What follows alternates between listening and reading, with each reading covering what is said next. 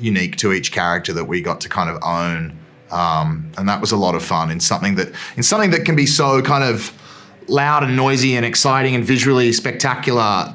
I think all the refined stuff is really what makes it special. Well, Jai, if you would like to start, and then Rosaline, I would love to know what both of your thoughts were when you first heard about this non-linear show. I thought it was a really unique, exciting concept, and a courageous one for not only the production team to sort of take on, but for Netflix to back and develop. And I was really excited to see what they did with it. There was a pretty limited exposure for us in and around the process of joining the series as to what we were able to sort of see and read. But I could tell at that point that it was really cleverly constructed and going to be something super cool. And yeah, I think it delivers. I'm really proud of the execution. I was just really, my first exposure to it was sort of through the writing and talking to the showrunner, and kind of, I was just like, oh my God, like as writers, what a challenge to set up for yourself, to have every episode have to work as a pilot and sort of the problem solving in that. And I was really intrigued by it.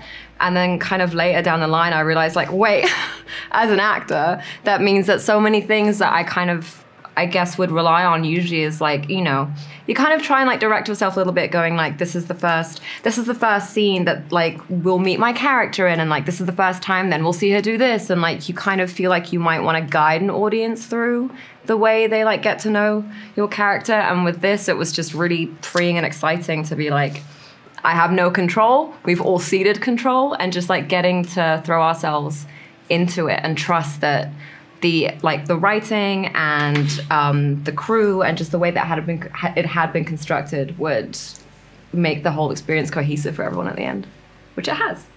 That brings up a good question, because what was it like trying to kind of craft a character arc when technically all of these could be seen out of order?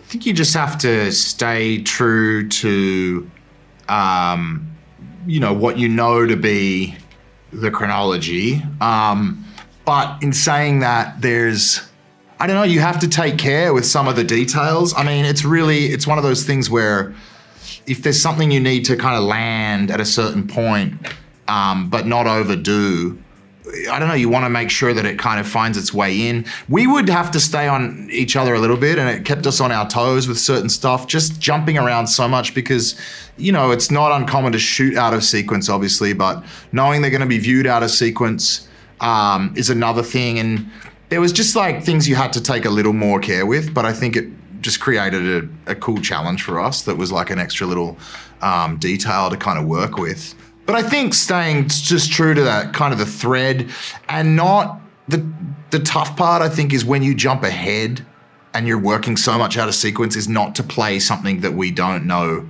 about yet either, if that makes sense, because we can live with these characters. And I mean, we shot what will serve as the finale for audiences was the very first thing we did. And you kind of want to give the audience clues about things, but also, I don't know, there's just so much room to move back and forth that it wasn't easy, but it was definitely exciting. Well, when I think of a heist, I'm immediately imagining like a lot of action, a lot of moving parts. So, were there a lot of stunts involved in the making of this? Yeah, I mean, You blew a lot of shit up. I blew loads of shit up. I wore loads of wigs doing it. I got to learn how to blowtorch properly. They got the fire department in, so I could set things on fire, which I think legally means I can set anything on fire now, which is great. But yeah, we had a really great like practical like props department who would get us really involved with our characters, and like Judy particularly builds a lot of the tools that she uses, and we had a lot of fun like figuring out what she would put together in her shop and then how she would practically use it later. So I think we all got very close to the things particularly that our characters had to do. And you cracked safes. There was a ton of detail in each of these roles that I think we were all afforded the opportunity to just really invest in and play with. Whether it was like learning some weird, unique skill, or just like little stuff that you may not even be clear to a first-time viewer, but there's just little tidbits of information that are scattered throughout that were unique to each character that we got to kind of own. And that was a lot of fun in something that can be so kind of loud and noisy and exciting and visually spectacular.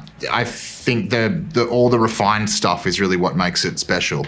And that was never overlooked or kind of, pushed to the side. All right. I'm going to have to wrap, but thank you guys so much for chatting with me. Thank you so much.